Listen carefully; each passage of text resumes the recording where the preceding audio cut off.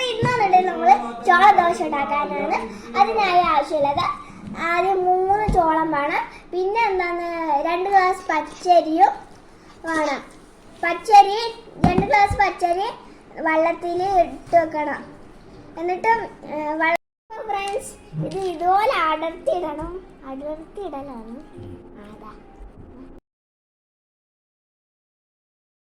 Friends നമ്മളെ ചോളം 3 ചോളം ഈ പ്ലേറ്റിലേക്ക് അടർത്തി എടുത്തിട്ടുണ്ട്. ഇനി നമുക്ക് ചെറിയ മിക്സി ജാറിൽ ഇത് ഇട്ടിട്ട് വെള്ളം ചേർക്കാണ്ട് ഇതിടാം. എന്നിട്ട് അടിക്കാം.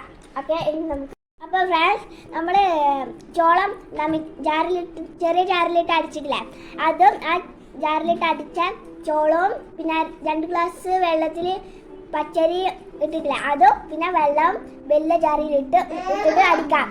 എന്നിട്ട് അടിച്ചിട്ട് ഇതുപോലെ വെള്ളമാക്കിയിട്ട് എടുക്കാം.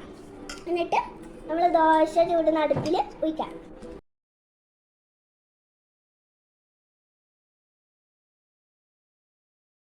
ഇതാ ഫ്രണ്ട്സ് എന്താണ് ചോള ദോശ.